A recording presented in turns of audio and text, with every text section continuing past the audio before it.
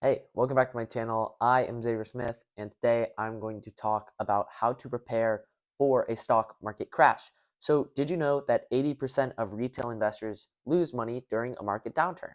Well, that sounds like common knowledge, right? The market's dropping, so people are losing money.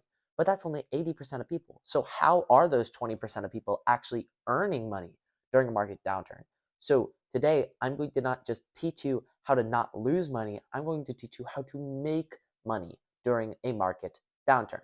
So, let's dive right into it. A market crash isn't just a dip, it's a sudden and sharp drop in the market, and it can wipe out years of gains for investors. So clearly, if you wake up one morning and see your stocks down 30%, you are going to feel overwhelmed. And that's how many people do. And a lot of times they just exit the market, solidifying their losses. And that's not the right way to go. And through this video, I'm going to teach you how to make money in an uncertain time rather than just lose money and lock in your losses. During a market crash, the biggest challenge isn't the crash itself. It's really how we respond to it. So, panic selling, trying to time the market, or just chasing bad advice that these random Wall Street guys are giving can actually turn these temporary losses into permanent ones that you will not be able to get back if you don't get right back into your positions. So imagine watching your portfolio go down 30% overnight. Well, how would you react? In this video, I will try to teach you how you should react and how to prepare because that'll make that loss a little less and a lot easier to handle. Even experienced investors do have challenges with stock market crashes, and this is from managing their emotions and trying not to panic sell to making sure they have enough liquidity, which is just money they have on hand to pay for their living expenses, and making sure they can really live comfortably and just sit on their assets while they have time to bounce back. That's why preparation is key. You're not just supposed to survive a market downturn, which is very important, but you are supposed to thrive through a downturn. So when it finally comes back up, when the market's going up again, you are making money and you are in a better spot than you were before the downturn. So here is how to prepare for a market crash step by step. Number one, you're going to want to diversify your investments. So it's like saying, don't put all your eggs in one basket. So don't put all your money in the stock market because clearly if the stock market tanks, all of your money is going to feel that tank. If you put in the S&P 500, it goes down 30%, all your money is down 30%. So maybe put some money in real estate, bonds, or some alternative assets like gold. Because even if the stock market crashes, which it does, it has done many times, you could also have gold, which gold might not crash at the same time, or bonds, which are pretty stable and pretty secure. So some of your money will be secure and you have that to pull out whenever. And then real estate, it's not guaranteed that when the stock market crashes, real estate's going to crash as well. So if real estate's going up at that time, it can kind of counteract the stock market crash. Number two, try to build some cash reserves, which just means putting away some of your money in like a high yield savings account, just so it's beating inflation. But if the market does crash, you have money to pay for your living expenses, preferably 3 to 6 months worth. I know that is a lot of money, but you don't have to have it saved right away. It doesn't mean you can't invest if you don't have 3 to 6 months of living expenses. It's like if you're about to retire and all of your money is in the stock market and you aren't making any money on the side, right? You want to have 3 to 6 months of living expenses just to make sure that you can still live and like get your necessities and you don't have to pull out of the market when it's dropping because it will bounce back.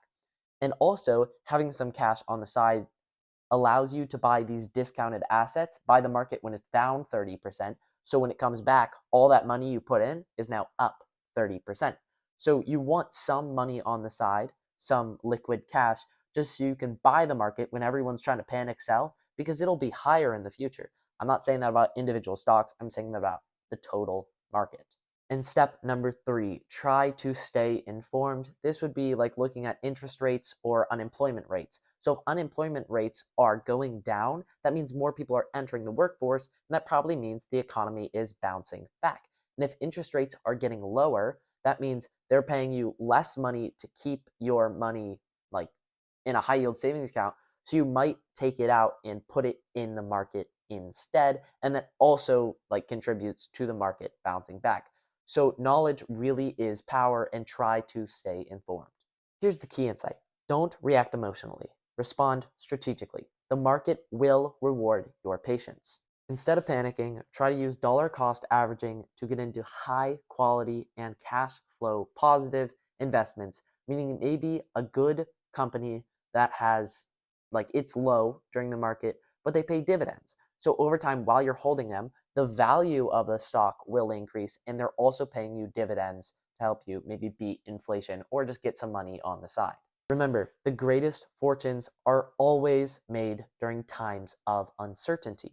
How do you think many of these rich investors actually got so rich? It's because they bought when there's blood in the water. Everybody was selling, and they were actually selling stocks that were worth a lot of money for less than they were worth. So these people were just buying this company on a discount and waiting for people to realize, oh, it's actually a good company. The market comes back up, and they take their 30% gain or 50% gain, and they just take it and they put a ton of money into it, and they make a lot of money. And you can even do this with just full market ETFs like the S&P 500.